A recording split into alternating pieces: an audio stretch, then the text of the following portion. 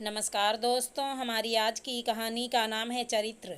मानसी, जल्दी से ये सारे काम ख़त्म करके रसोई में चलते हैं। आज दीदी आ रही हैं। अगर आते ही उन्हें चाय नाश्ता नहीं मिला तो मम्मी जी फिर शुरू हो जाएंगी। और तुम तो जानती हो, मम्मी जी जब बोलना शुरू करती हैं तो किसी की नहीं सुनती हैं। मानसी और उसकी जेठानी सुहानी घर के कामों में उलझी हुई आपस में बातें कर रही थी।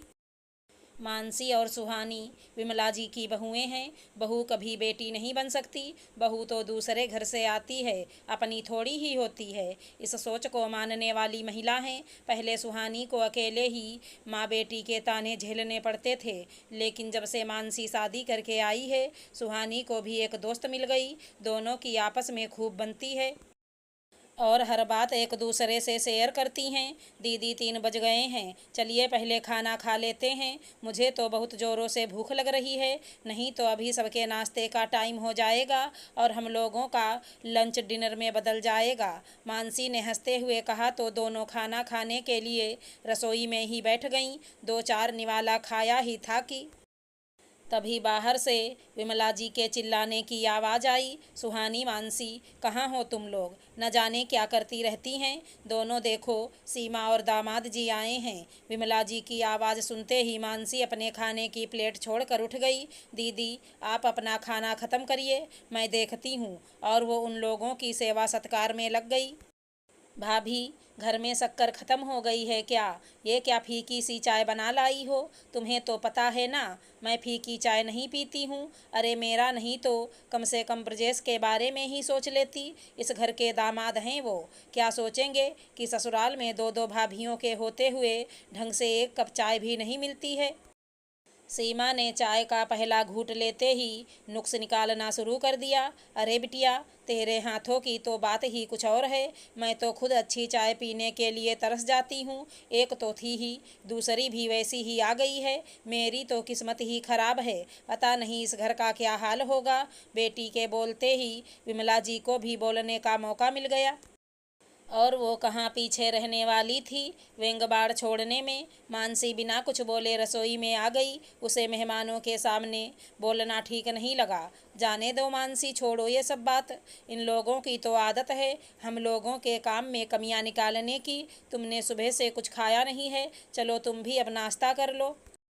मैंने हम दोनों के लिए चाय भी गर्म कर ली है, आओ बैठो इधर। मानसी का उतरा हुआ चेहरा देखकर सुहानी ने नाश्ते की प्लेट मानसी की तरफ बढ़ाते हुए बोली, पता नहीं दीदी, जितना अच्छा करने की कोशिश करती हूँ उतना ही सब खराब हो जाता है। मैंने चाय में शक्कर ज़्यादा डाली थी, फिर भी सीमा दीदी को चाय में शक्कर कम लग रही थी। कम से कम जीजा जी के सामने तो हमारी बेइज्जती नहीं करनी चाहिए थी ना।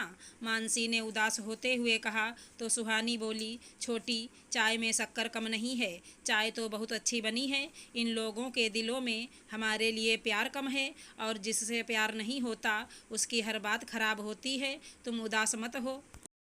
सुहानी बहू, तुम लोगों का ये मेहमानों की तरह चाय नाश्ता हो गया हो तो रात के खाने की तैयारी करो। विमला जी रसोई में सब्जियों का थैला पकड़े खड़ी थी और जैसे ही उन्होंने देखा मानसी और सुहानी नाश्ता कर रही हैं, उनका मुंह बन गया।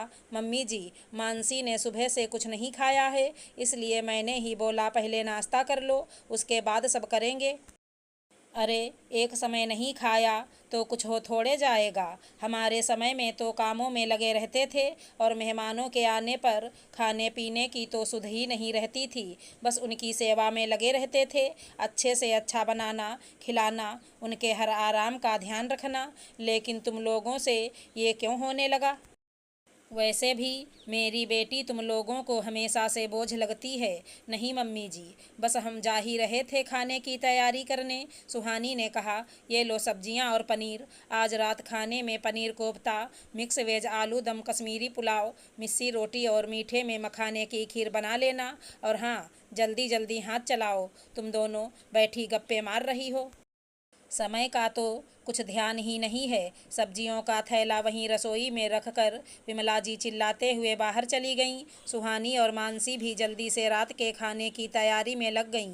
9 बजते बजते खाना टेबल पर लगाकर सुहानी ने कहा, मानसी, मम्मी जी और दीदी को बुला लाओ खाने के लिए, वे लोग शायद ऊपर छत पर हैं। और तब तक मैं बाकी लोगों के लिए खाना परोसती हूँ। ठीक है दीदी। बोलते हुए मानसी उन लोगों को खाने के लिए बुलाने ऊपर चली गई। माँ, तुम मानसी भाभी पर नज़र रखा करो, किससे बात करती हैं, क्या बात करती हैं, किसका फ़ोन आया है। भाई की पसंद के आगे हम कुछ बोल नहीं पाए। लेकिन माँ, तुम ही सोचो, वो लड़की हॉस्टल में रहकर आई है, वहाँ कौन देखने गया था कि क्या करती थी, कितने लड़कों के साथ घूमती थी। मैंने तो तभी कहा था, ऐसी लड़कियाँ क्या किसी की गृहस्थी बसाएंगी। ऐसे लड़कियों का तो कोई चरित्र थोड़े ही होता है। मानसी ने अनजाने में सीमा को विमला जी से कहते हुए सुना। क्या हॉस्टल में रहने से किसी का चरित्र खराब हो जाता है, या उसके पुरुष मित्र होने से, किसी के साथ घूमने फिरने से, उठने बैठने से, बात करने से, हंसी मजाक करने से कैसे किसी का चरित्र खराब हो सकता है। चरित्र मापने का ये कौन सा पैमाना है जिसमें सिर्फ लड़कियों का चरित्र मापा जाता है, लड़कों का नहीं। लड़के तो किसी के साथ कुछ गलत भी कर दें तो भी उनका चरित्र साफ रहता है। दोस्त तो उन बेचारी लड़कियों का होता है जिसके साथ गलत भी होता है, और उनको समझने की जगह लोग उन पर ही दोष लगाते हैं। लड़के भी बाहर रहकर पढ़ते हैं, नौकरी करते हैं, तो उनका चरित्र भी खराब होना चाहिए ना, सिर्फ लड़कियों का क्यों। हर बार लड़कियों को ही चरित्र प्रमाण पत्र देना पड़ता है, लड़कों को क्यों नहीं। सच कहते हैं लोग, औरत ही औरत की सबसे बड़ी दुश्मन होती है, दूसरा कोई नहीं। अचानक से मानसी के वहाँ आ जाने पर और उसके जवाब को सुनकर माँ बेटी हड़बड़ा सी गईं। मानसी, ये क्या तरीका है अपनी ननद से बात करने का। तुम्हारे माँ बाप ने ये भी संस्कार नहीं दिए कि बड़ों से कैसे बात करते हैं। विमला जी ने मानसी पर चिल्लाते हुए कहा। मेरे माता पिता ने तो बहुत अच्छे संस्कार दिए हैं मम्मी जी, लेकिन शायद आप भूल गई हैं। आपके सामने दीदी मेरी बुराई कर रही हैं, मुझ पर चरित्रहीन होने का आरोप लगा रही हैं, और आप कुछ नहीं कह रही हैं। और सही कहा दीदी आपने, हॉस्टल में रहने वाली लड़कियों का तो कोई चरित्र नहीं होता, चरित्रहीन होती हैं। चरित्र तो सिर्फ घर में रहने वाली लड़कियों का होता है। गलती मेरी है जो मैंने आप लोगों को अपना समझा।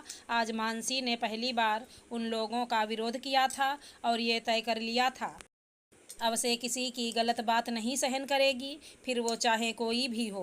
विमला जी और सीमा वहीं मानसी की कमियां निकालते हुए बैठी रहीं, और मानसी उनको छोड़ अपने कमरे में आ गई। अगर हमारी कहानी पसंद आई हो तो चैनल को लाइक शेयर सब्सक्राइब करें।